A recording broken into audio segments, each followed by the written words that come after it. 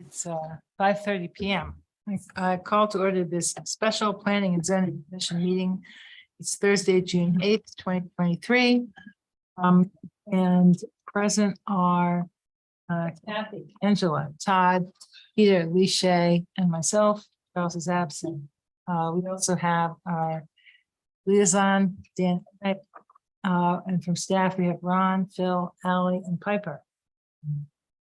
Are there any staff announcements? No announcements. Is there any public? No public. There's no public comment on non-agenda items. All right, let's go on to our work session. This is the project title is Land Use Code Amendments. This is a work session to discuss potential amendments to the land use code pertaining to lot line vacations and Telluride Question 300, which was passed by the Telluride electorate in 2015. To not allow the vacation of lot lines in order to combine two or more land use code compliant lots into one, except in specific situations per land use code section 5-201C. And our staff member is Ron. Thank you, Chair and P&Z members. First, I'd like to thank you for being willing to meet at this special meeting. I apologize I couldn't make the May 18th meeting. Not my choice, but other situation. So this item, it's included with other items that we're taking forward since the retreat with the town council and HARC back in March, I think. The purpose for tonight's meeting is to dive into the ballot 300 and kind of take a look at it as far as how it might be incorporated into the land use code. So I'll remind you what the content of the Citizen Petition 300 is. Basically, the land use code be amended. Yeah, land use code be amended to not allow the vacation of lot lines in order to combine two or more land use compliant lots into one.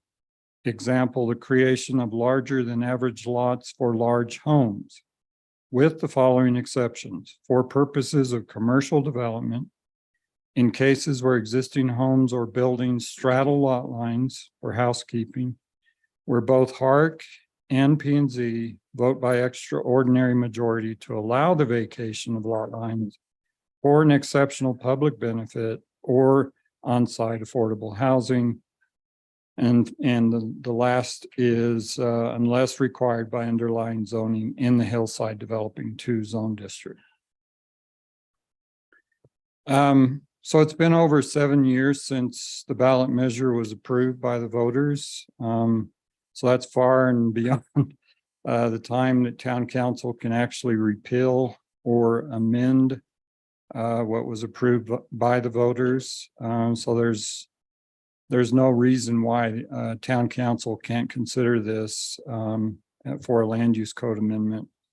At the meeting with the town council and HARC, the objective for this, and there is a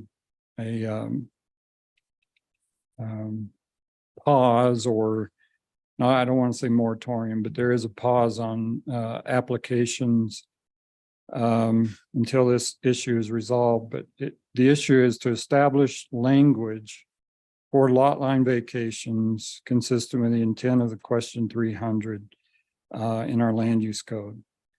I thought it'd be good to understand why Citizen Petition 300 was initiated and brought to the voters. And the best way to do that is to go through the whereas language that was included in the petition. So I'll just read that. I think it's good background to make, or to bring some familiarity as to why this was brought to the voters. So the first, whereas the town was platted in the late 1800s with a grid system of small lots, which has much to do with how the town has developed over the last century, creating a unique, familiar small town atmosphere. Whereas Telluride is designated as a National Historic Landmark District by the National Park Service, one of 6 historic districts in Colorado. Whereas the town of Telluride is losing that small town feel as multiple lots are being combined into larger lots to build homes out of scale with the community. Whereas this phenomenon changes the character of neighborhoods and the town and is accelerating both the loss of affordable rental housing and the demolition of smaller homes. Whereas most of the larger homes are empty for the vast majority of the year and do not contribute to the year-round occupancy and vitality of neighborhoods or businesses, leaving the neighborhoods dark and lifeless. Whereas the land use code is a dynamic document that the town uses to direct development in the town, and it can be and has been altered over time. And whereas the people of Telluride feel that the town it's covered up, so town must take action to help preserve that which is Telluride. So from that, what I've taken is the issues that are identified in the whereas language: larger lot sizes to build homes out of scale with the community. Most larger homes are empty for majority of the year, and loss of affordable housing and demolition of smaller homes. I think everything's kind of revolves around the issue of the larger homes that are out of scale with the community, unless you disagree. And this presentation, you can interrupt at any point if you have a question or have an issue with anything. So one of the questions that I have is, did the ballot measure apply to all residential uses? My reading is it applies to single family and two-family homes. Am I Why correct? do you see that? Where do you see that in the language? Based on the language of the larger homes, empty homes, I don't see that applying to multifamily necessarily. Its descriptions are seemingly around residential single-family homes. That's And being, I hadn't really contemplated it in the commercial. I wasn't involved with this. That all said, I don't remember at the time, my recollection wasn't it. The conversation wasn't based around commercial or Main Street or warehouse areas as much. And I may be wrong on that, but that was not my recollection. I mean, that's how I interpret it. And do you know Chris Myers? Hi. He was the original Oh, good. proponent of this ballot issue, and another one is your chairperson. So there's people here that know what they think they were saying, and there's the rest of us who know what we thought we were hearing. Yeah. Doesn't always match. Yeah. So, Your input would be greatly appreciated. Is this a work section? So Yes, it's yes. pretty free form. That's pretty much it. Weren't addressing the multifamily as much as we were seeing. There was a huge home up here next to the historical museum that just to see three lots combined into one. So it was meant to be directed in that. That was my personal intent. Yeah. One other thing I'll just interject at this point was that because the town has these weird, these tiny lots that are quote substandard, it was my understanding that even if they were substandard, they were still grandfathered in as being a legitimate lot, even if they were substandard. Could I get you to sit at the table and speak into the microphone for the recording, please? Sure. Thank you. Hi, my name's Chris Myers. I live at 532 West Colorado, and I was one of the primary authors of question 300, proponents as well. So that there is some language in there that referred to I'm gonna. an approved lot. So even if it was substandard according to our current land use code, I personally considered it a legitimate lot because it was kind of grandfathered in. So by saying it was substandard and therefore it should be merged with another lot, basically I felt was a little bit of a loophole to allow combining of lots. Mhm. But I think the answer to your question, Ron, yeah, you're correct. Multifamily homes were not the focus of question 300. Correct. Language does not exclude them, Yeah, in my mind. Yeah, In it my mind, the doesn't- language does not exclude them. and it's one of those things that kind of made it. But for example, a commercial zoning, both hotels or the TKV hotel and Telluride, whatever it's called, Hotel Telluride, Ajax. Ajax, Yeah. Telluride Hotel is what they're calling it now. Both of those are in the commercial zoning. And the interpretation was because they were also including residential, that they were subject to petition 300. I'm not sure that was the original. That's a broad interpretation from Yeah. the sound of it, or These two it could be. people could tell you what they intended, but I have always felt that our town attorney. Yeah. Interpreted it way too strictly, and if it was a commercial project, in a commercial zone. The lot lines could do anything that they proposed that was approved. It didn't need a special 300 hearing, but Kevin's the one that kind of in my Yeah, mind, I- invented that need. Well, I Yeah, think and it that- was an that- That interpretation. points out why interpretation and clarification is necessary. Yep. As we've had in the last 7 years, 7 years. we've had a lot of questions that and regardless of what Chris and Eleni thought they meant, what the voters voted on was what every one of them individually thought. And Mhm. The language, obviously, we've seen that the language leaves some room for interpretation one way or the other. That's why we're here to try to clear it up. Should we go on? Yeah, let me go on then. So one other thing in the whereas language, it was pretty clear that the intent was that the land use code address this issue, and that I presume means codification of this language. But in the 7 years that this has existed, we've never really codified it. We've implemented it based on our interpretation, but we've never codified it. And so that's part of the reason we're trying to do this as well. So if we address it through the land use code, there's several ways several things we can look at, including the primary intent of the ballot 300, which is the lot line vacations. We can also look at demolitions, additions to residential structures, and maybe even maximum lot sizes. Before I get into some of our suggested language, I thought it'd be good to kind of look at our zoning. Ballot 300, it really didn't identify zoning per se. It did talk about the HD2 as as zoning that was excluded, but otherwise it didn't really talk about zoning. So there's 7 residential zoning districts, beginning with the Hillside Transitional, which is pretty typical, traditional lot sizes, 2,500 square foot minimum, 2,500 per dwelling for the density, which can go up to 1,250 with an ADU or EDU or AHU.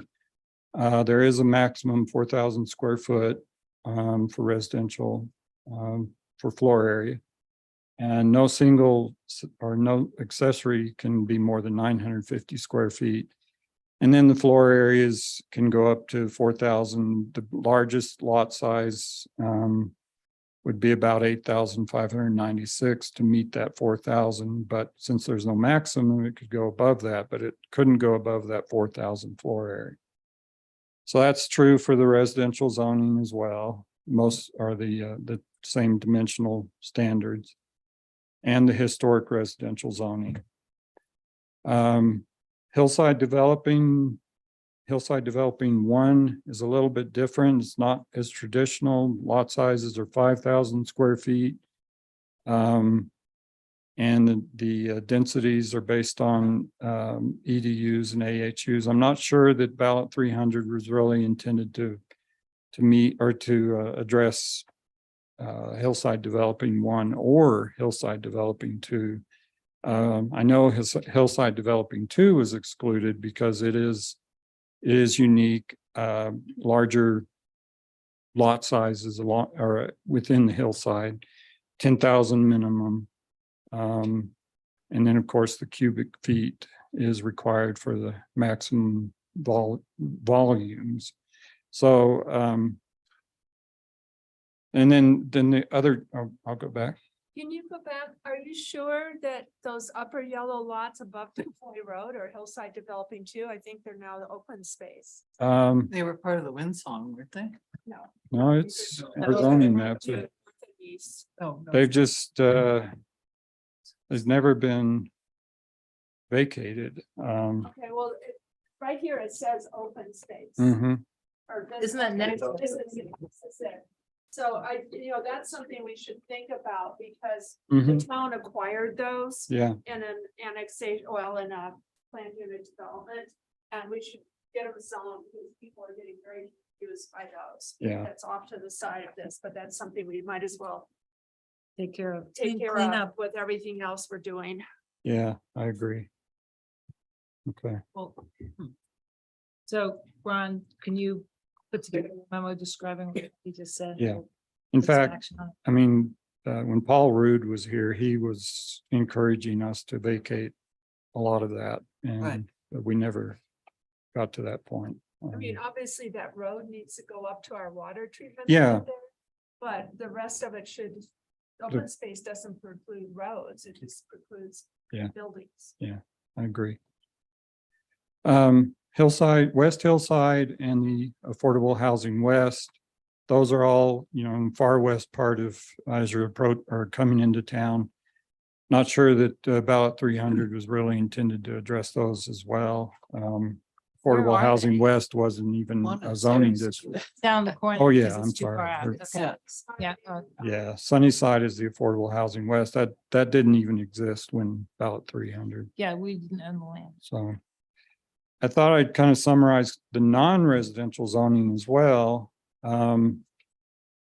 So residential, commercial, it's unique because it does allow both residential and commercial uses. We just modified the code to limit residential maximum floor area to reflect what's allowed in the commercial and residential zoning. So that's 4,000 square foot maximum. And it does allow 1 and 2 family dwellings as a use permitted by right. So I'll bring that up as another issue or question later in this presentation, but accommodations 1, 2,500 square foot minimums, 1 and 2 family dwellings are permitted by right in the AC1. Not the depot. Yeah, and Yeah. well, Depot's Okay. actually in the It's AC2. both sides of the city. Pacific Avenue. Yeah, this, Oh, yeah, okay. There we go. I think what makes this unique, I mean, it's residential in character for sure, but it's intended to satisfy accommodations. So a lot of these individual units are short-term rentals and they're not limited based on residential zoning. So that makes it a little bit unique Not limited as far as the the number of. period per year, 30 days. Oh, I see. They don't have the 30. Yeah, they can be year round. And I appreciate the clarification on that, that it's technically commercial or It's, accommodations, but I think as one of the proponents of question 300, that was seen as residential. Because in theory, somebody could come in tomorrow, scrape 2 buildings, vacate a lot line because they're in commercial. So that would be a loss of embodied energy, a loss of communal resources to create a larger home. So I would love to see that is covered by the question 300 and not seen as a separate commercial. okay. You're mentioning commercial. We're talking about AC. You talk about residential, commercial as well before that. Well, We haven't gotten there yet.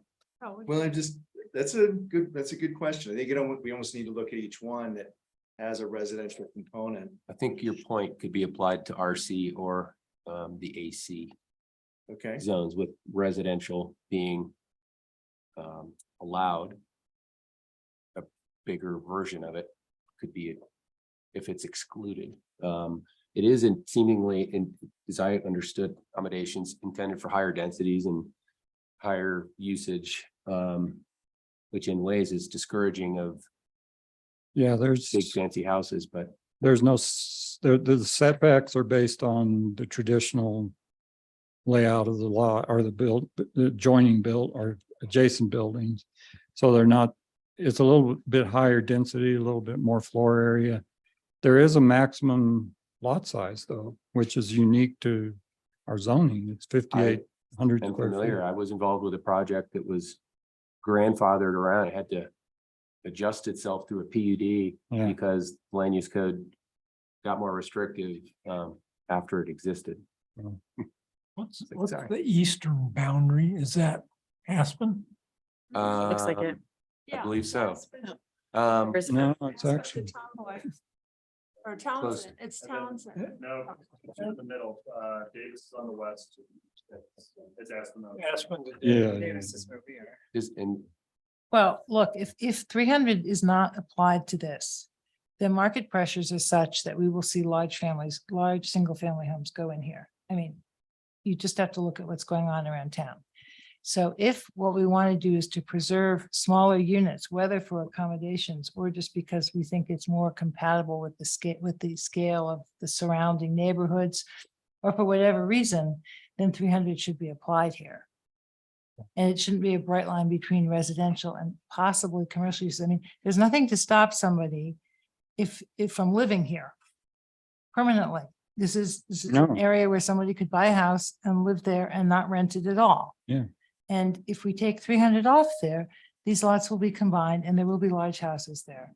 That's just what the market will do. And I don't Because think, most of them are not It's- historic. I don't disagree, but I think I can also imagine higher unit count, higher density type project wanting to do the same thing with a different end result. Creating a large lot for a hotel or short-term mix of things, but not necessarily want to be restricted by that. well, look, I mansion- mean, That Yeah. mansion. I could see. by that, what but people can build. You can see mean- the Victorian Inn. Yeah. Selling. Because their business plan doesn't Mhm. pencil out in the future. And we Yeah. lost Sophia in. I mean, if what we want is to encourage hotels and multifamily units, we can Well, this- specify that that's allowed, but not combining for a single family home. I mean, we don't have to, it's not all or nothing. We can be prescriptive. Well, the AC1 doesn't really permit hotels. Right now So- it does not. And a number hotels are multi-unit.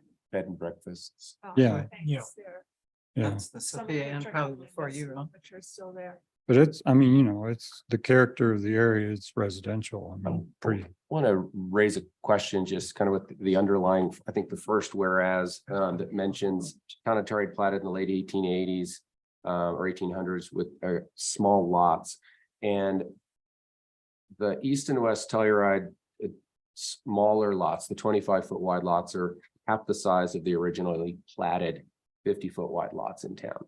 And by this, I'm curious if intent or what the consensus is as this discussion progresses, if it is deemed to be a historic original town lot of 50 feet, if that is deemed to be too large, or if that was not really the intent to restrict those that scale.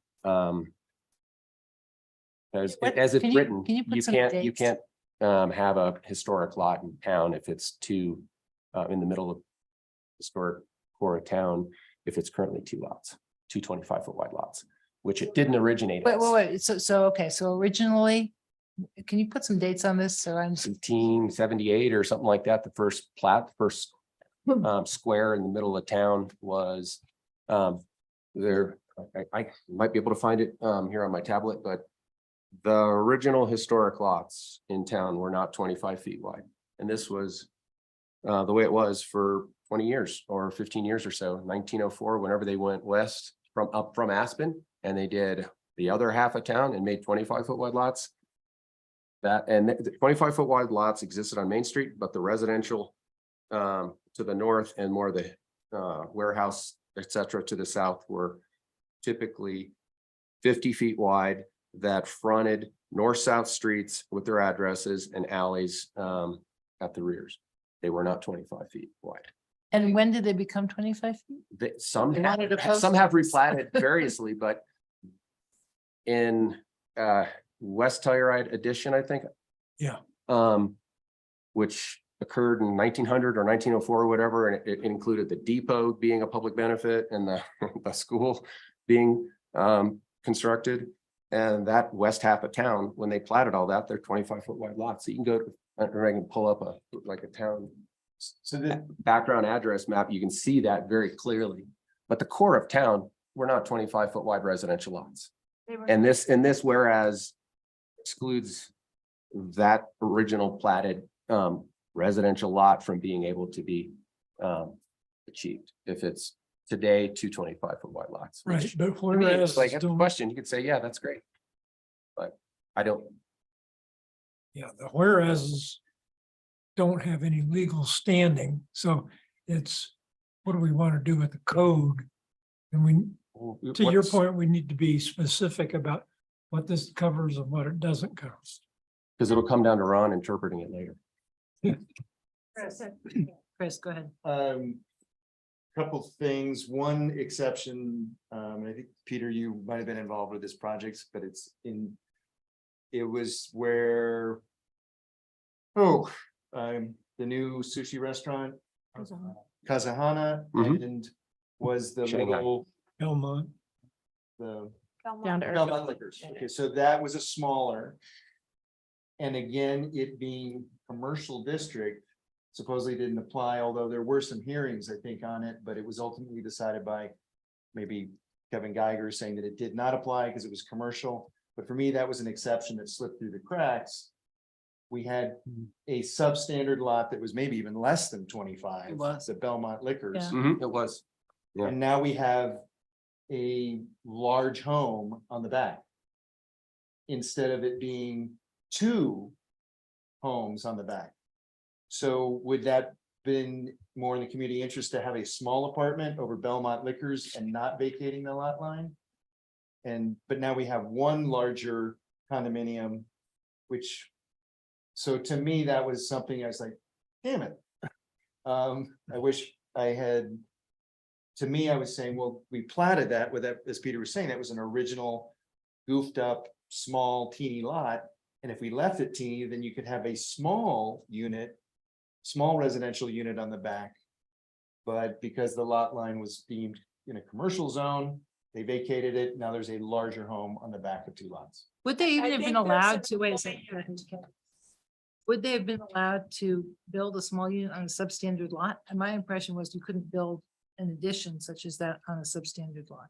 Ron? Well, I mean, I think with that particular case, it, The lot lines. the lot line was right through the, right through. and so that was the purpose was to put the lot line between the 2 spaces. And then, of course, you remember the P&Z put conditions on that that kept them 2 separate facades and 2 Two separate separate businesses. buildings. Fine. But I don't think the lot line adjustment really affected the residential. I mean, it It allowed, affected ownership, as I Yeah. understand, yeah. separation between the tiny building and the other building. But the disposition of a 1 unit versus 2 units in the back, that's not what came before us, so we didn't consider it. I mean, only one was proposed, so. I'm a little confused. I As would, I recall. Is there an employee there too? no. No. No, Yes. yeah, there was a small unit. and- Yes, And there they was a tiny, replaced- tiny behind. And just to kind of bring this to closure from my perspective is, I think you're bringing up really good points, Ron, is that we should be looking at the residential commercial zone districts, because if there's a loophole, it'll be found. So that or AC1, we can't necessarily envision where there is in AC1 right now that I believe the lot line was vacated. There are 2 homes there. that are connected by a bridge connector Mhm. above ground. I'm familiar with it. Okay, it's on the south side of Pacific, close to Aspen. Ron Berkovitz project. So it's been done. And it, for all intents and purposes, it looks like two homes. But it's that one, I don't think it's on the rental market. I think it's a private home. So we have the illusion of two small homes. I think it'd probably be good that we address that, even though it's not technically residential, it's AC1. Well, I think AC1, we can discuss which one is resident, which is residential, which is not. Anyway, why don't we go on, Ron, and see what, Okay. unless, That particular one, I think, is warehouse district. No, it's The one right you're there talking on about, the Pacific. red door, white door, or red door, blue no, door. different one. This is an AC1. It's in the commercial. Yeah, you're talking about Belmont, yeah. So AC2 accommodations too, that one's not really, doesn't really permit single family or two family.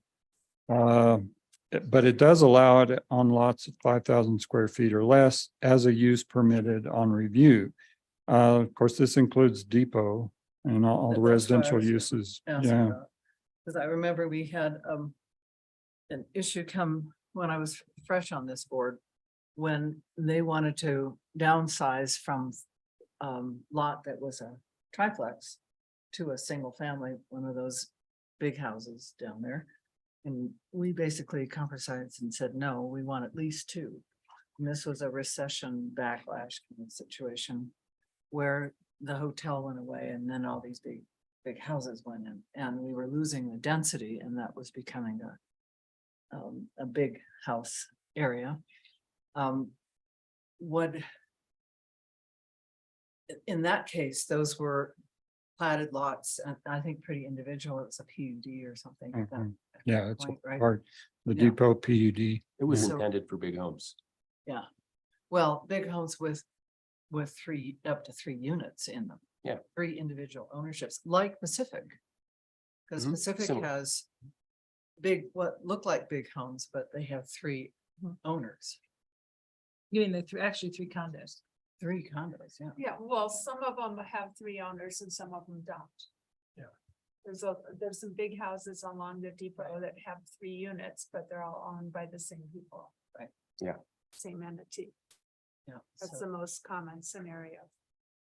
Question. I'm a little confused because I'm reading the ordinance, I think as it was adopted and written. That says it allows the combination of a non-conforming lot with a conforming lot. As something that is allowed. And in your description of that Main Street sliver of a Shanghai or Belmont next to Shanghai being. In your view, you think 300 should have applied? Yes. But it would Peter, keep where it- are you reading? I'm just looking currently. He's reading ahead. Out of his computer, not. Oh, okay. No, I'm reading the petition language. And so you're getting that from where it says, Housekeeping. I understand. I think he's house, it's not. I straight. understood the application, or maybe it was an interpretation Oh, of 300 to non-compliant. be that a non-conforming lot, a substandard in size lot was allowable to be combined with a conforming lot. And I heard Chris say that was not his understanding or his intent. Well, let's look at the language. Yeah. The land use code, so the petition says the land use code be amended to not allow the vacation of lot lines in order to combine 2 or more LUC compliant lots into one. So what that By means by implication is that This, your situation is not covered by that language. correct, And therefore, non-compliant. a non-compliant lot is not, it doesn't apply. That's what the language says. It may not have. Which to me, it seemed pretty clear, but that's why I was a little confused when I heard Chris say. The non-compliant lot to me, if it was from 1895. By the fact it was grandfathered in, even though it was non-compliant by current standards, it was considered compliant. By historically, An existing non-conformity. existing non-conforming. All right, well, the language is unclear then. And that's, Yeah. I mean, we've interpreted, we've interpreted any lot that's less than, or that's a substandard lot or a remnant or anything like that, that's less than the or the minimum size lot is a non-compliant lot, And which therefore can, can be combined with. can other be land combined. Without going through. Russian Yes. 300. That's your Yeah. interpretation. That's how we've interpreted. All right, well, this is another point we have to make clear. Most lot consolidations we see are 1.5 lots. That's Yeah. pretty common. It's true. And so that would not be a compliant lot, a half lot. And I think we've talked about ways in which to get 1.5 be 2 instead of one big one. And I don't. And I've got some language suggestion in here, Yeah, how to deal with that. that We to should me let is Ron a- go on for. Get this some. We also always So- have a lot on our plate. Yeah, sorry, but the last zoning or non-residential zoning, well, there's two, the commercial and the historic commercial. And the commercial does not permit single family or two family residences. There is some language though that addresses the Bachman Village residential area, which is another zoning that or rezoning that we need to pursue in the future to correct all of that. But that the Bachman Village lots are zoned commercial, which is strange, but But there's no commercial activity. no. And otherwise, VRBO. yeah, otherwise there are no single family or duplex uses that are permitted. So I'm not sure that the original ballot 300 was intended to apply to the commercial or the historic commercial zone, but that's my interpretation.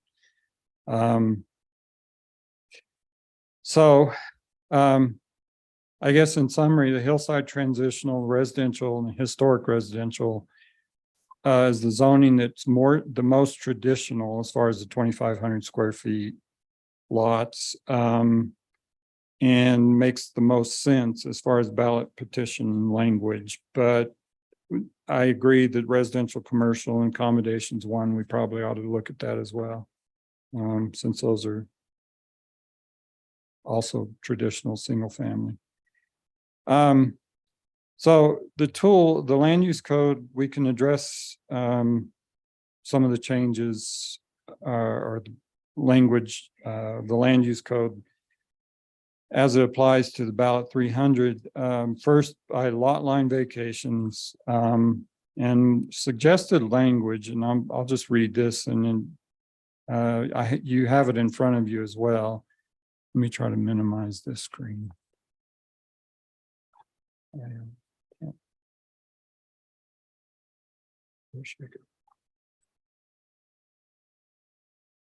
I may have to read it from the screen.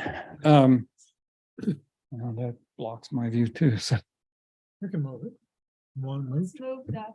Oh, here. Move the I podium. think I fixed it on my screen here. Thank you. So in the HT, R and HR zones, and we can add, the other zoning, but just for the intent or the purpose of trying to address this, we limited it to the HT, R, and HR zones.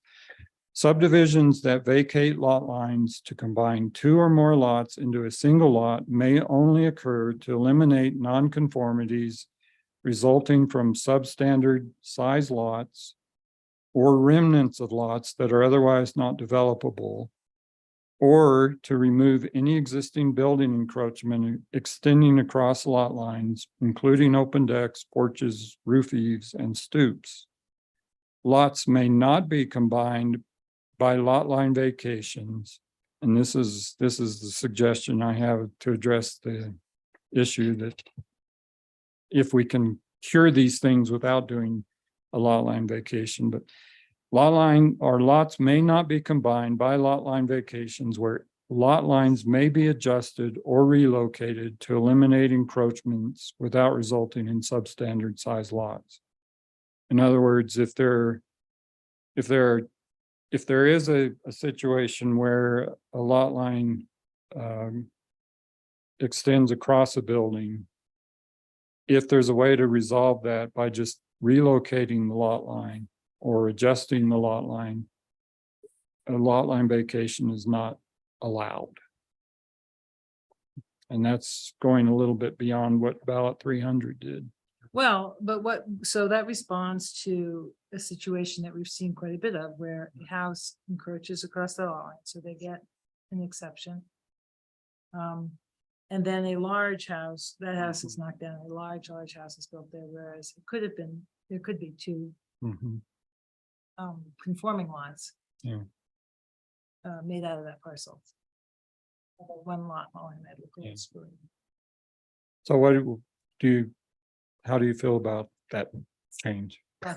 Well, it seems like we might want to add in AC1 and. Yeah. And residential on the two RC areas Yeah. to this. So I think this kind of makes sense. And, you know, I think I certainly remember approving buildings being built on standard lots. It's pretty hard in any residential zone with the setbacks to build on a substandard lot. It can be done. I've built a 14-foot wide house instead of a 19, something makes a 19 seem palatial. But, you know, so I think, yeah, but I think in the commercial, you know, zone, you can build lot line to lot line, so substandard is not a big deal there. But we're not talking about that, those zones here. Well, and this says without resulting in substandard size lots. So Yeah. the idea is that each of the two lots, the one with the building and the one without, would be a conforming lot. Maybe a slightly odd shape, but a conforming lot. Would be big enough to build on, in other words. I know in some situations that where a lot line vacation occurred, if we had this language, we may have prevented the elimination of that lot line. Trying to think down the road and market forces. If we do one of these and then whichever one became larger as a result, and then that gets scraped, do we want it to revert back to the original lot line? He has the solution now because Well, I read ahead. Yeah. Yeah, Let's go on and let's hear all your solutions and then maybe let's do have let's hear the rest of your presentation, Ron. We'll have a discussion. Yes, Angela. Just one question here about otherwise not developable. How would you define that? well, I mean, if it's a substandard lot, we typically, You can build something on a substandard lot. yeah, I hear what you're saying. We probably ought to modify that. Wetlands. Well, Wetlands, that's what I was that's- gonna say, is we have wetlands. We have places where you need 3 lots to build a very small home because of wetlands set. Right, Although, no, the conditions and wetland, the setbacks. Supreme Court has said wetland isn't that. yeah. I mean, a lot of the remnants, it'd be nearly impossible to Yeah. develop them, but Right. I just think it's one of those things that we say, yeah. but it's hard to define. Well, I think we need some better wording. Yeah. That spot, Okay, you're right, I'll- because otherwise not developable will be. Well, a lot of, century ago, nobody thought the hillsides were developable. So that's kind of where I'm. Yep, that's why we don't make any rules about them. I'll modify that.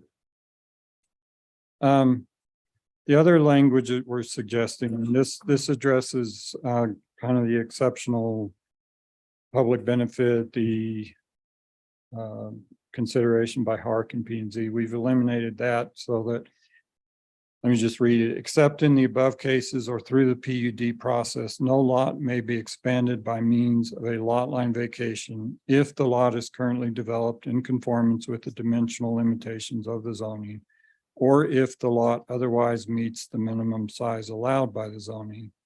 Non-residential uses permitted on review, for example, schools, are exempt from these provisions.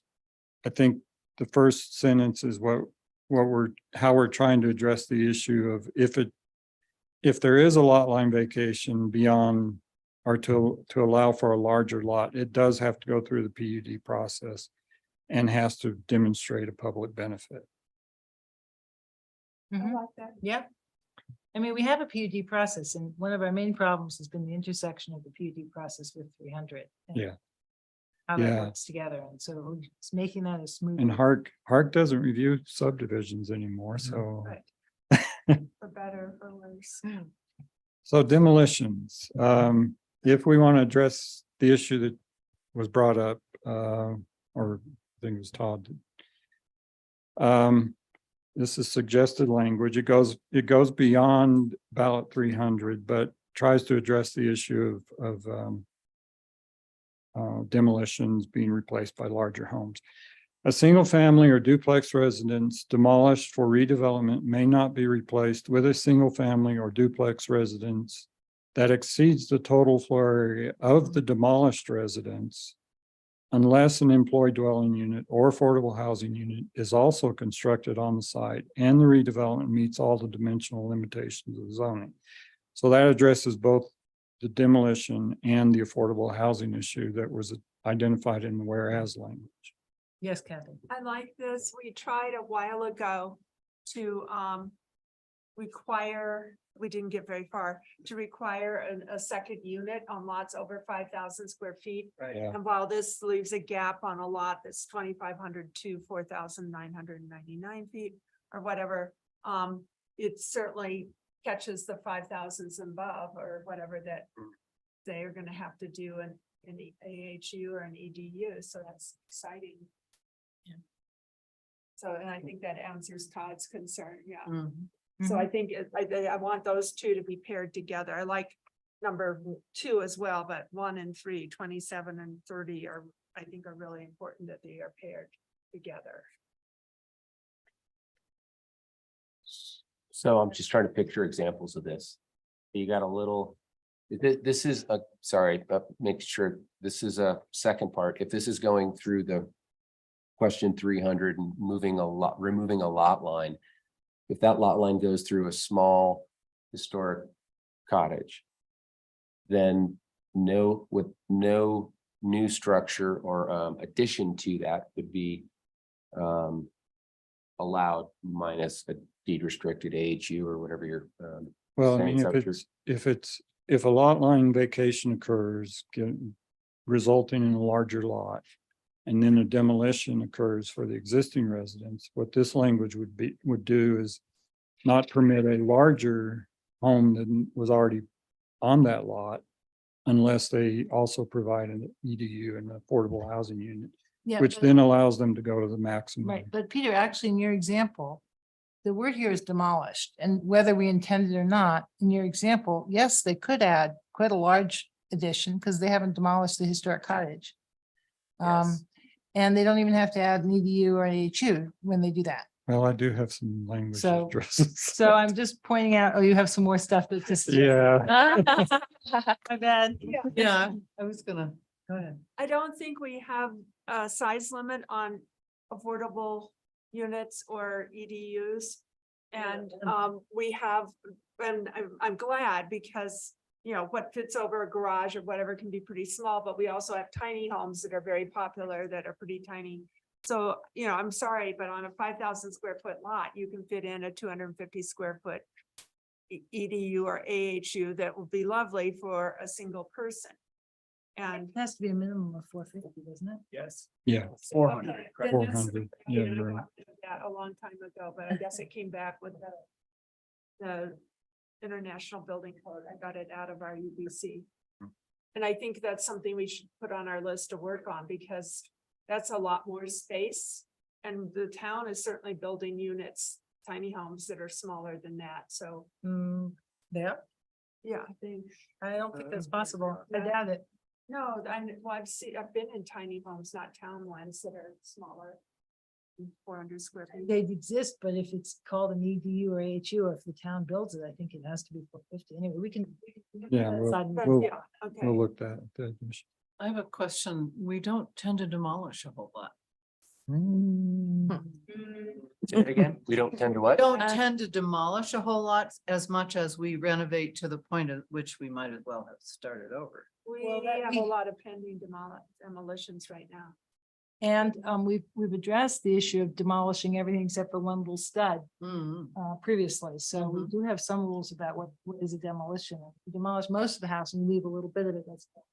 You know, there's one. On the flip side, if you demolish, say, just the back porch that wasn't historic, does that trigger the requirement? Like what are the details of what triggers a Yeah, well, we have a Demolish. definition of what is Demolition, What demolition, is 50% or more. 50%. Yeah, so it doesn't, We have addressed that issue. Yeah. And I know there was a house that was demolished on Pacific, but it was because it was mostly burnt and uninhabitable. They had to start over, but they are building it, as I understand it, pretty much to what was there before, including the porch and then adding Well, but houses get demolished around here all the time. There's a house demolished block. It wasn't historic. Well- It was small. It's gonna be a lot bigger. Okay, so this must be on the east end, right? No, no, I've- middle of No, town. there's all the 1970s and up to now houses that can be demoed. They're not historic. There's everything from 1914 up to the beginning of the ski area in 72. All of those things can get demolished. There's houses that you think are quite livable that could go away tomorrow. I have a map that shows all the demolitions that was presented at the retreat. I can pull that up if you want to look at It's it. also with the market pressures, we will see more demolitions of Yeah, anything that's I not agree. maximum If size that's the on case, these. yes. Because that's what the market will want. Ron, why don't you go on for a little bit? Additions. Again, this goes beyond the language in ballot 300, but the whereas language was concerned about the size of out of scale homes. So where we're suggesting language, whether, it goes forward or not, additions to any single family or duplex residence, not including basements, may not exceed the floor area or building heights of the existing building, not including basements, except through the PUD process.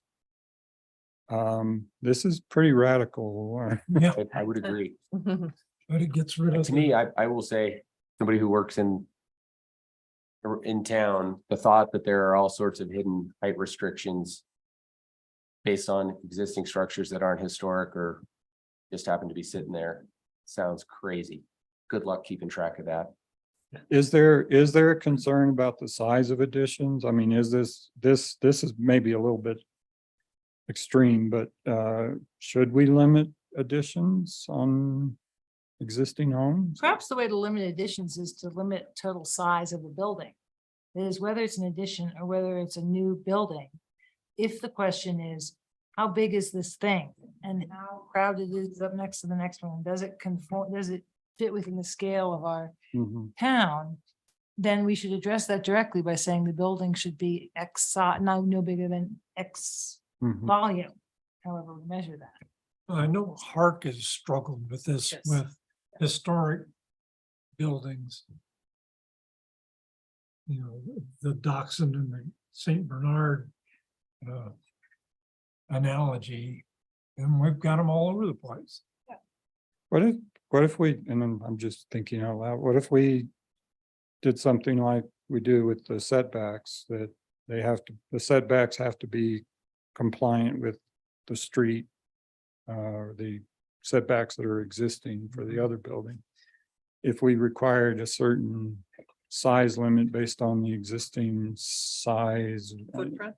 Yeah, the footprint or the Of what? floor area actually of the area within a certain radius. I'm just throwing it. I'm thinking out Something loud. like that for height, don't we?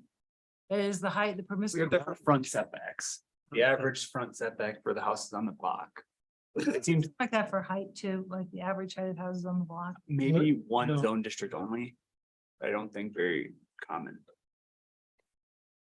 And most of the buildings that were originally built weren't built to maxed out.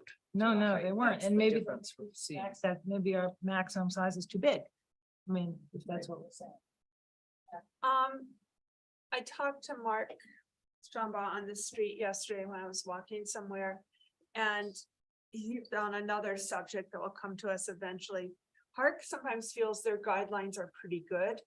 And so I would be very curious here if they perceive this as a problem where they need more strength or not. Something that pushes it into a PUD. Or what the parameters should be. Okay.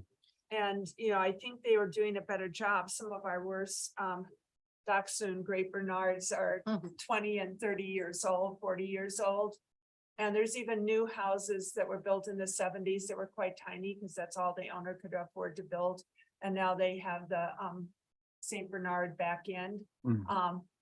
But, so it's not just historic, it's, we've got to think outside the bounds of historic, because I think we're doing a fairly good job on historic nowadays, but we have to realize that everything that's non-historic is subject to Is- tear down. Yeah. I mean, it might be in a 20 or 30 unit condo, kind of hard to buy all the units, but it's probably possible. Well, we do have a couple more Yeah. let's work get- sessions, so this will be in front of Hark at their next meeting for This a is the work 21st session. According to you. Yeah, Right well- before- which is before our next. meeting. yeah, before the P and Z meet, so maybe we can kind of resolve that a little bit better before.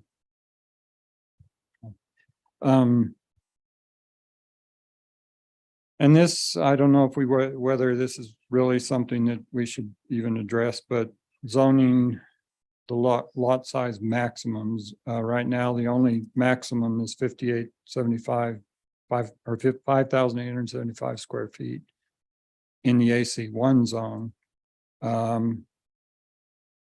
What I wanted to do before tonight's meeting was kind of get an idea of the typical lot sizes in all of these zoning districts, but couldn't get my GIS to work for that. So I don't know if it really would make a difference to put a maximum lot size, because the floor area is limited to 4,000. Most of the lots won't exceed what is allowed in zoning for the 4,000 floor area. So I don't know if this is really an issue or not. Well, it's in conjunction with what we talked about with what counts as floor area Mhm. Yeah, well, in, Yeah. in those specific zones. not basically. When you talk about 4,000, it's just. But I thought I'd, bring it up and see if there's a, Peter might know better than I. I feel like lots that are 25 feet by 125 feet in the residential zone are the most common. Mm. The 25 by 100s are rare. And so that's a lot size of 3,125 square feet. So if we want to limit it to, AC1, I haven't built there that much or anything, so I don't know. But I think the number, if we need a magic number, it should be 6,250. That's a real double lot in our community. It's not 5,000 square feet. That would be the maximum size. Not a minimum, but a maximum. Mhm. And that to go beyond that, then you would do a PUD. Okay. And I could easily live with that. Is it 5875, these historic, the typical historic ones? I can point out on the yeah, historic structures map over here where the original this is the original That's square, yeah. square, and the residential lots above Main Street, all oriented east-west frontages, 50 feet by 117 something, Oh, right. and that gets you to the 5875, mhm, which is, I like your number a little better, Kathy, but that would capture all those as being allowable, which seems logical. And then West Side Right happened, and this was more typical 25s, which exist in the core now too, places we know, so. Do we have an advantage or an opportunity here as we look at the tear down possibility? I'm remembering that discussion at the retreat to create new rules for tear downs. We already did that. But what I mean is to kind of take what Ron's trying to do here and look at must-haves like EDUs. If you scrape a building, it's not, business as usual, it's X, Y, and Z, additional requirements. Why is that different than new construction? Because it has an opportunity for the owner to change the scale of a neighborhood. If we have all these lots, if we take a whole neighborhood that was built, say, in the 70s or 80s and 90s for that matter, those are coming under heavy renovation right now. Is there an opportunity here for us to establish new rules and more of a mass scale that creates the neighborhood we want once they're all scraped. Kathy, I also think there's embedded energy in the Yes. existing buildings, to make all those materials and to be respectful of those materials and try to keep them in place or reuse them. I've had a lot of tear downs in my neighborhood recently that I got to watch whether I wanted to or not. Some of them were done, took a long time. A lot of people came and took the kitchen cabinets, the windows went away for reuse. I mean, the building, the other ones, the bulldozer just came and smashed it all, including a whole lot of aluminum that's so valuable to recycle, and drove it to a dump. And so if anything, we need to work on required, seriously required, not advertised for 60 days or whatever it is. But you will unbuild this building, you will pull every nail out of the 2x4s for them to be reused. That'll probably stop it right there, but Deconstruction. deconstruction, very purposeful deconstruction, but I think it's pretty important for them to look at the building and see if they can't just remodel or rehabilitate it instead of bulldozing it and putting it all in the landfill. What's happening right now. whoa. So just to play devil's advocate on God, it's often true that new construction is more energy efficient. Really? Yes, but for example. Really? Yes, an old house where the wind blows through. You use a lot of electricity heating that space. A house with solid new windows, which are fitted and it's new construction, it's insulated properly, it's insulated, you use less energy. I mean, that's, I don't think that's a whole lot of debate. I would disagree, having built several lead houses where they use more energy than the house they replaced. Yeah. There are ins and outs of that, but the other piece of this where we're talking about requiring EDUs or AHUs is requiring that they be inhabited. Yeah. Which is not. Ally, does that fit in land use code or is that gonna fall someplace else? Yes, question again. Requiring that these accommodation units must be rented, must be inhabited. Well, there are two things. One is an accommodations unit, which is rented to tourists. And the other one is a EDU or EDU, EDU, which is rented long-term. Which does require it. Person who's working. But And it does require that. we've they got be- a lot of them around town that are empty Oh, yeah.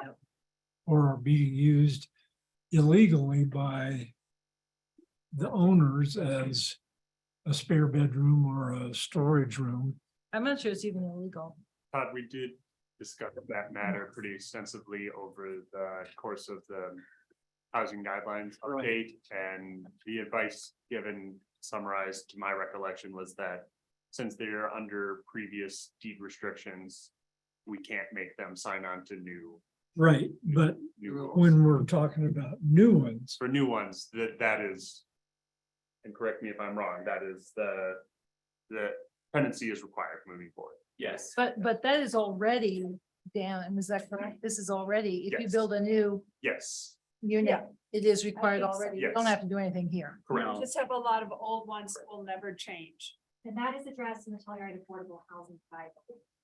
So that's a guidelines provision that requires occupancy of EDUs, but Dan is absolutely correct that it's very case by case basis.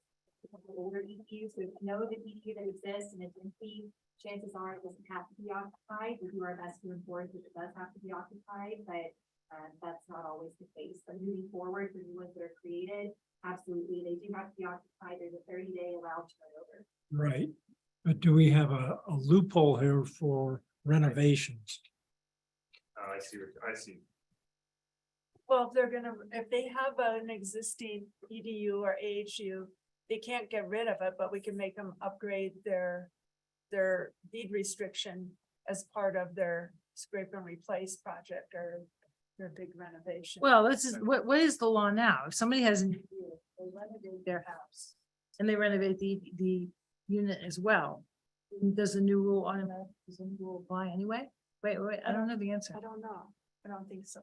No, it would be the current deed restriction would still apply when it was created and first established, even if it's renovated afterwards, it still goes back to the original deed restriction. Thank you, Ellen.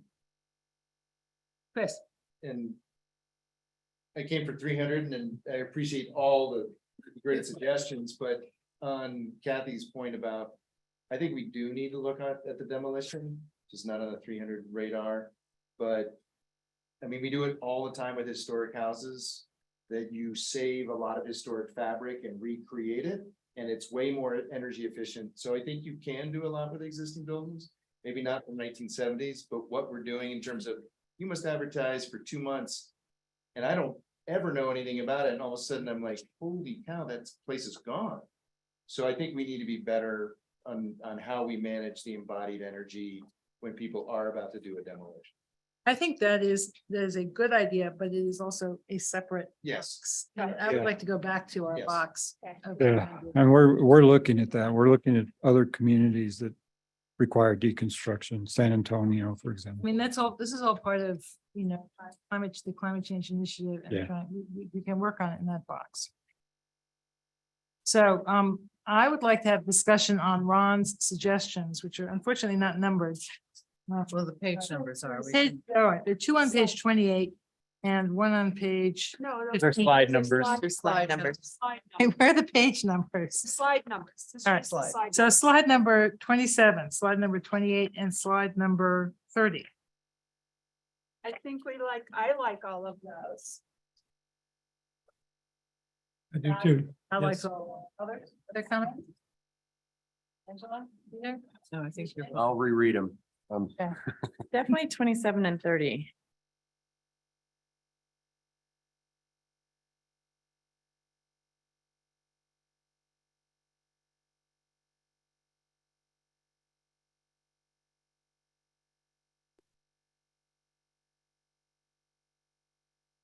Um, 28. Yeah. All right, so let's take them one by one. 27. Does anybody have any comments on 27? Other than the. You not- put it up.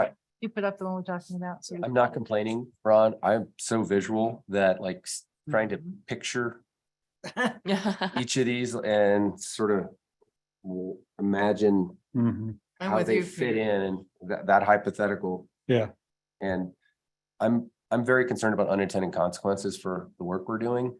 And so I don't know, I understand these, but I'm trying. We'll say. All right, so 27, which is up on the board. What we've talked about so far is adding other zones. Right, Ron? mhm. Am I, Right, AC1. AC AC1. one. so AC1 and RCC. All right, we've also talked about not developable needs better language. Right? Because so that we know Better what that means. clarification, yes. Undevelopable. Needs to be more It more needs to be- specific. Or it needs a definition. Yes, maybe we have a separate definition or an section. Example or.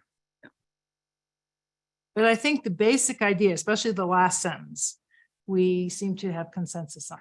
Does anybody want to comment? Yeah. So far, I've seen only nodding heads. All right, Ron, so there we are, at number 27. Let's go on to 28.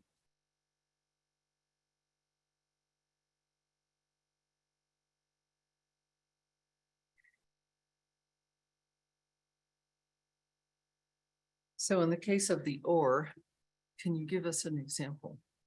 Lot otherwise meets minimum size. That's In other words, it's a vacant lot and it's right, It's a Not vacant so- lot at 2,500 square. 2,500. and that's what 300 basically intended. Yeah. Right? So if And you this have a is lot, just- yeah, if you have a lot that is Right. needing everything and You can't or combine it's it with vacant, something you else. can't Right. combine it. That seems pretty basic to what we've been trying to enforce all And then along. we have several churches and one public school, at least in these residential zones. And if they want their non-conforming uses permitted on review as a general rule. So if they want to expand, that should be treated differently than a single family house. Now, if someone comes in, take the church and make it a single family house, then that's a whole. Which has different- happened. That's, Yeah. Yeah. Yeah, Yeah. it has. Happened Might a long happen time again. ago. It might, well, not so long ago. The first Yeah. stop being a congregational. That's takes a true. long time. Sorry, so I'm looking at this on the 28th. Does this preclude combining with a substandard lot if the conforming lot is in compliance with the code? Mhm. And this is a limitation on that unless it goes through a PUD. But is the precept that it's being combined with another compliant lot or a substandard lot, or does it not matter? Or is that Well, a- I think that's in the, on 27, it talks about the remnants or the substandard size lots combined. I mean, they're not, to eliminate the nonconformity, because they're substandard, that would be allowed. Because it starts out except in the above cases, and Okay. that means 27. Thank you. All right, any other comments on 28? No, I think we like 28, Ron. It seems pretty, it's like we like it. And All right, Right, and Kathy we- loves 30. Does anybody else have comments? And we haven't applied this to the code yet, so that's where we'll, you know, when Well, we that's. bring that's- it back to you, we'll yeah. know exactly where it's gonna go. That's good. That's staff job. Thank goodness. We would never make it.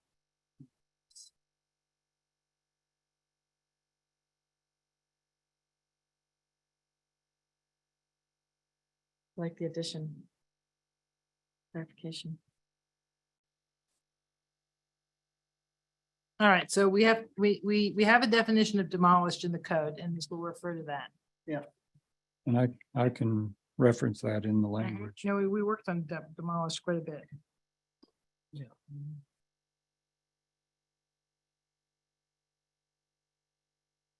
Other comments on 30? All right, Ron, we like your suggestions. Go forth and execute. 32 is kind of confused. All right, so now now let's go on to 32. Seems to me we should look at some examples Mhm. of this, and maybe it's not just single and duplex, maybe there are other smaller multifamilies that might apply.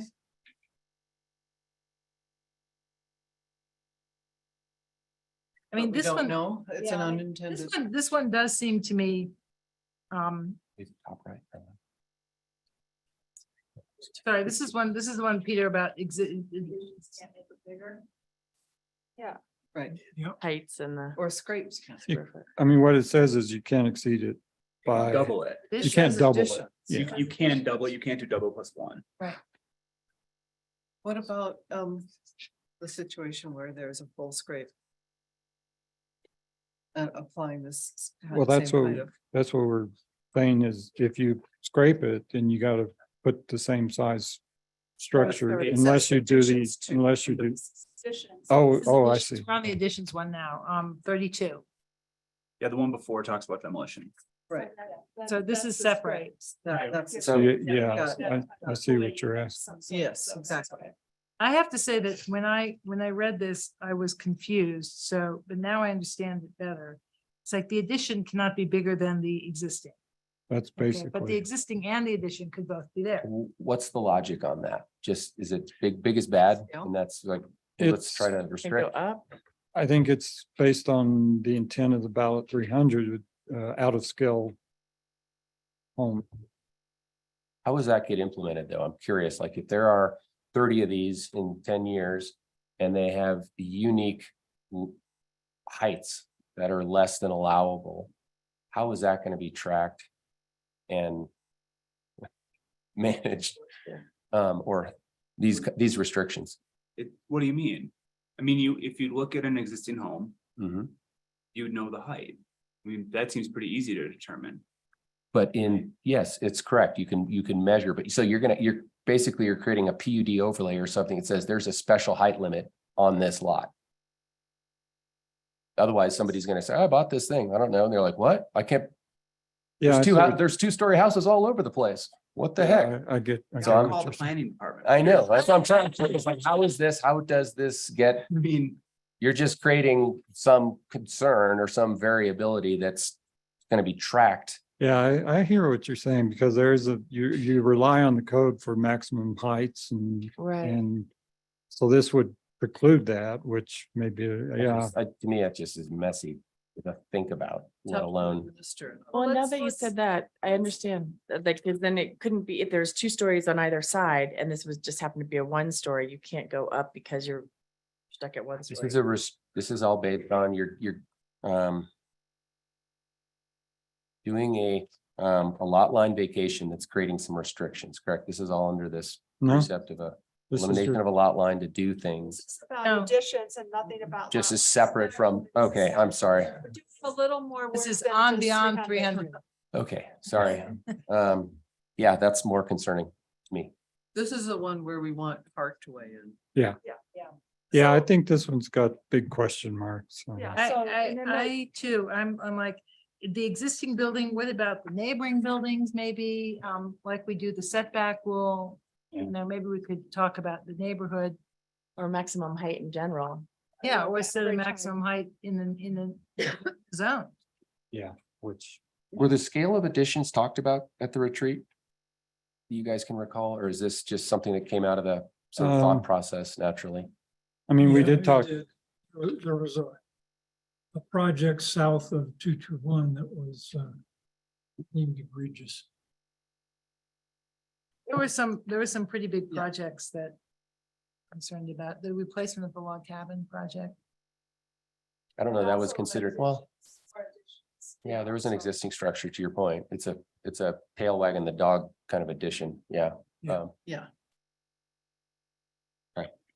But to your point on this one, and I'm not sure what district it's in.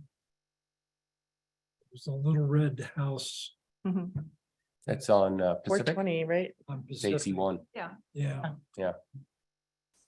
That Yeah, they're it's gonna stuck. put in addition that it can only be 10 feet tall. Right. Yeah, that's such a tiny little thing. yeah, That's why it should be an Yeah. average max or something that Yeah. makes sense. Thing where the new house should fit into the neighborhood, but Yeah. not necessarily with the thing that's blocked. Well, The that's concern where, is scale, right? no, that's where I was trying to get to. Is that if you analyze the facade of all these places that we, are looking at that are, vulnerable to entire change. What is it that we want to create when we're done? mhm, And so if you take that block by block and you analyze what's there, if you're comfortable with that, or there's really one on Pacific, I think that's totally out of scale. For instance, we have a chance to modify that and we could do that street by street, wanted to. Mhm. It's just, the will to do it and anticipate that change and what we want to end up with. mhm. So Ron, I think on this one we're not happy with it the way Yeah. it is. I'm not either. And so it's more about More questions. how do we set sizes or maximum volume? Or Yeah. whatever the right word is to Ins- make new additions fit into the neighborhood. Scale, yeah. Well, and I think you highlighted it with the, to build the homes out of scale with community. And that's what we're talking about is the bigger picture. Yeah. Right, and now some communities, obviously Telluride has evolved since it was first plotted, and so some, we already have streets where there are houses that are a lot larger than were originally built there. But, that's where we are, Mhm. and so I feel like it's okay if we have conformity with existing neighborhood, more or less. But that needs to be documented because as Peter said, that'll be lost over Yeah, time, yeah. hard to administer. Yeah, I mean, this is not gonna be If easy. there's anything. Yeah. Mhm. So I think Hark's input would be really valuable to see, like, how do they feel like their guidelines Yeah. already address this, and what would they like to see? Well, I'm thinking of examples and where they've struggled. Harold's house is current, Right. the yarn store. Mhm.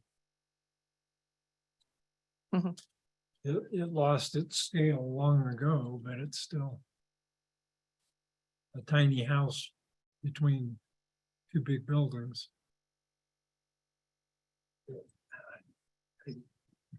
I guess a concern I would have with this additions conversation is, I think it could, unintended consequences, or people would then start shopping the neighborhoods to see where there are things that are really tall and big.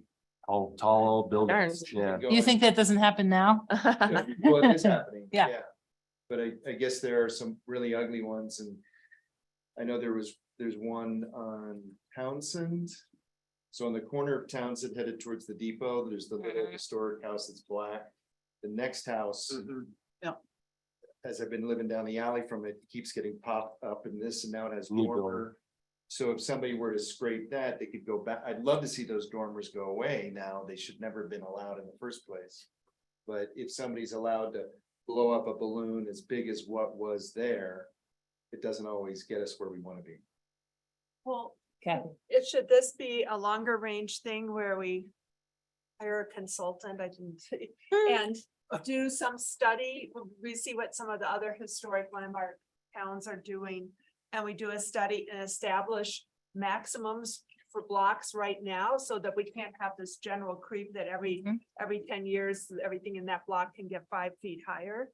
Well, I think that's a very thoughtful way to go about it. Yeah. Yes. I mean, that could be I a think- part of the Wait, comprehensive Dan, plan. then Peter. My question for you all would be, is this accomplishing something that isn't being accomplished by the maximum floor area ratios set in some districts? Well, That's, we. Well, Yeah. we haven't. Wait, Peter. it's an expansion on further way of further restricting it Further more restrict. specific to a lot versus just looking at the land use code. And it's Yeah. clear. I think having it is clear and understandable, simple is preferable for a variety of reasons, but it might not address the concerns or the consensus. I'm curious that the instance you mentioned, Chris, say the 3-story building on the alley behind a little historic 1-story.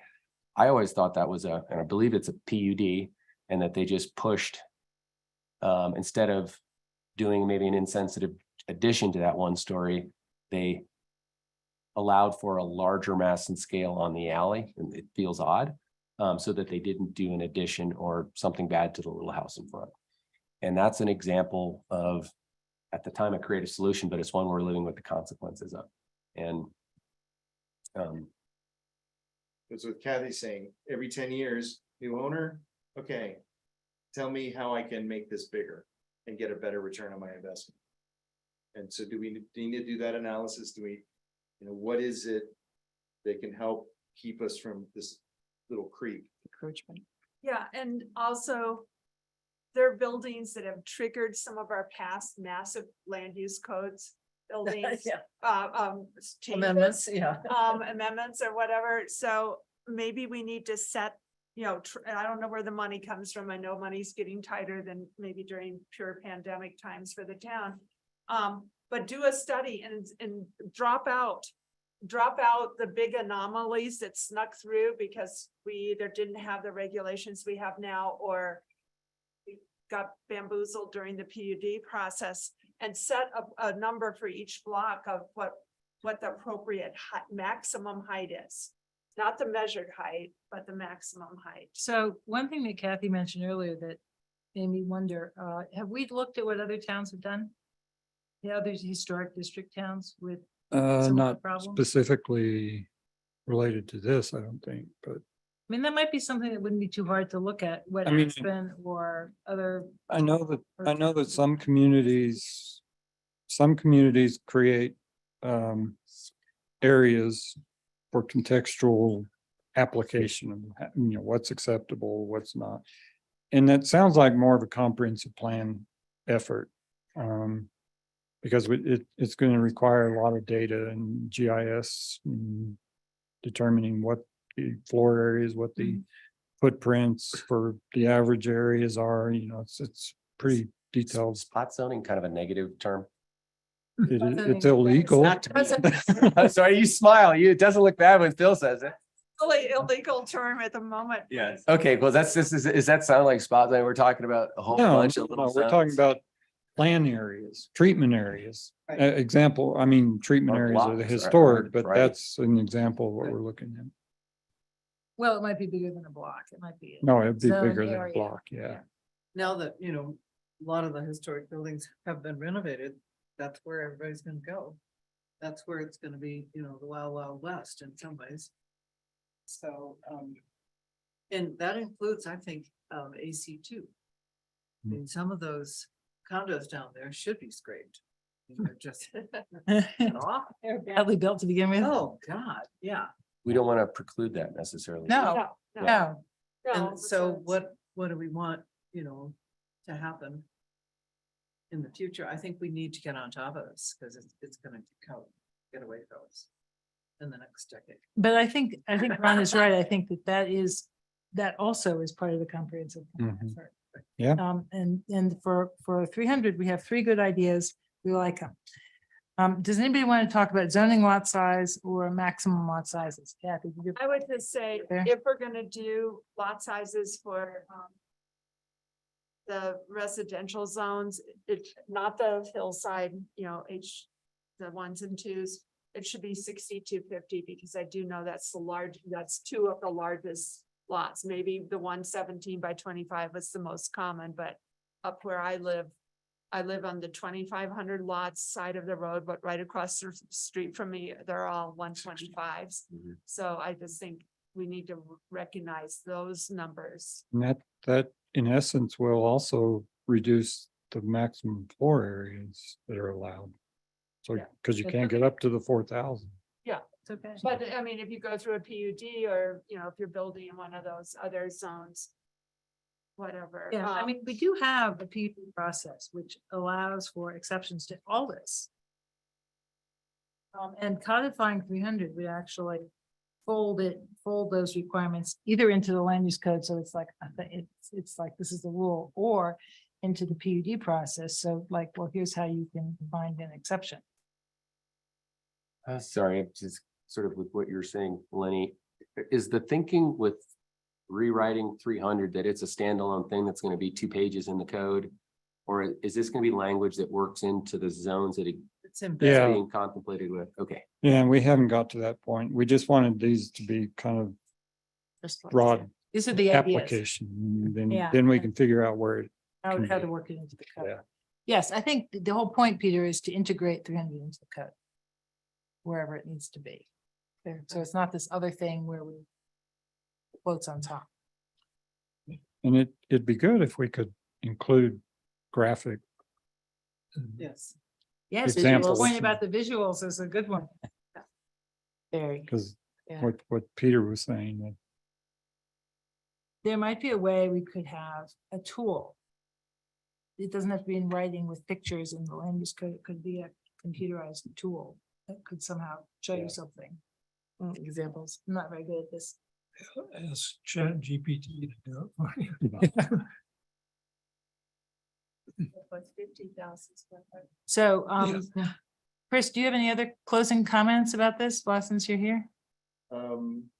Apologies for lack of clarity 7 years ago, but I'm very grateful for you taking this on and to really, I'm very gratified to hear all your expertise and thought going into this, and I look forward to it being incorporated into the code for the long term. Okay. Thank Piper, you. is there any other public comments? Or public at all? We had Amy. Public, you could ask them to raise their hands. Yes, can you, if there's any public comment, can you raise your hand? And then Piper will tell me that you've done so.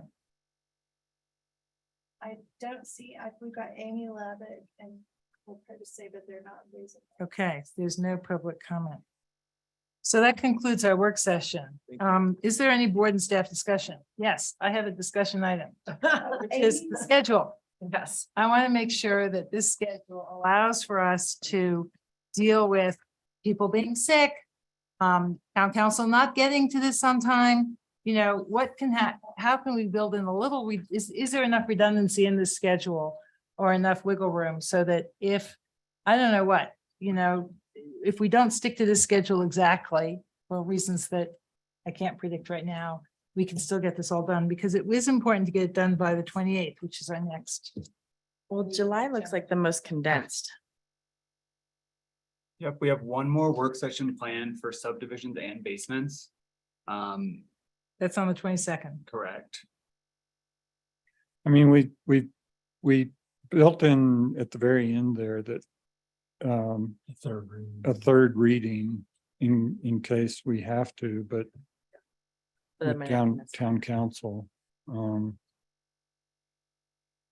Which Well, was, I mean, I think, so there are 2 points in the schedule that I think are announced. One is what Phil just mentioned, and on June 20, on the next meeting, we're going to talk about subdivision and basements. And, okay, so that's about an hour and a half each. That's going to be a long meeting. We can do it. We're going to have food. Yep. But we're going to have to like be concise and move along and get through that. And Are not we gonna chat. have any project review at that meeting? We have one public hearing item. Oh, it's the parking in lieu? Yes. And Peter, you're excused from that one. Yep. You can be sitting on the other side of the table if you want. Question on calendar, and this may be a sensitive topic, but I see we've got work session coming up later in June, both of those topics. How possible would you speculate it is to access your presentations before the hearing? To get a preview. I feel a little challenged in the seat here saying, yeah. What are we doing?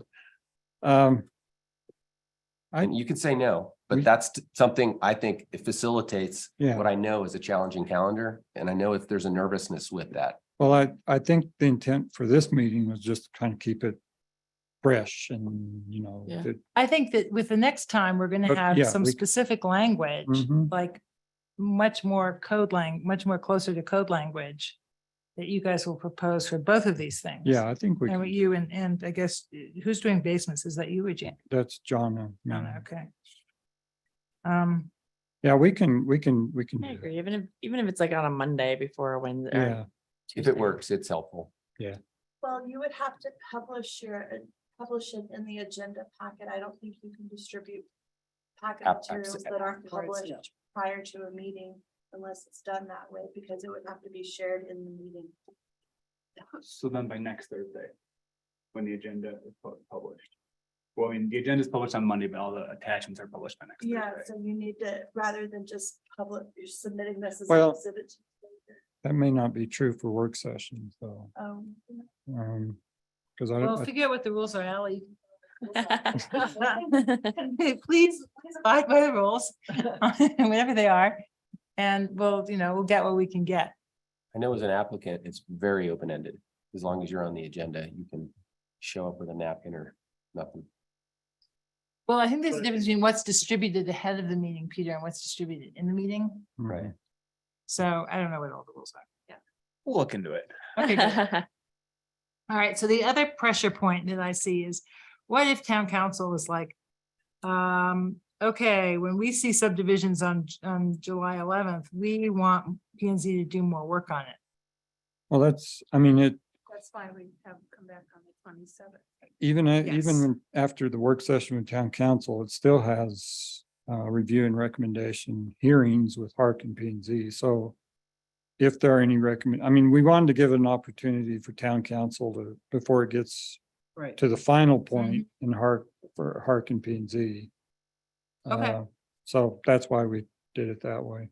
All right, well, if people are happy, if staff is happy with the schedule, we will do our best to make our way through it. Does this feel rushed to you guys? Feels rushed. It is rushed. Yeah. It's the pause.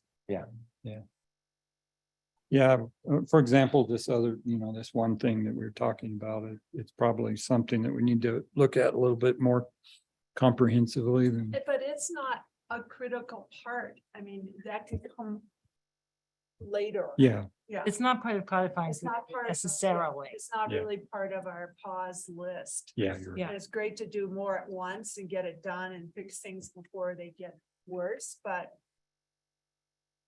some things we could push back to the future long range work. Either do them as part of the comp plan or do them faster than the comp plan, because we want them in the use code sooner. Mhm. And I think that, we managed to get through the PUD. And so we're on time for the ending of that pause.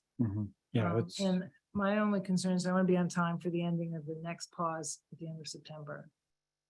and I think that's our goal. So we'll try to stick to doing what we have to do. Not enlarge our way- to-do list too much. Right. wander off. All right, so that was the only thing I wanted to discuss. Anybody else have anything? Okay, all right, it is 7:05 and I adjourn this meeting by unanimous consent. Thank you very much. Thank you.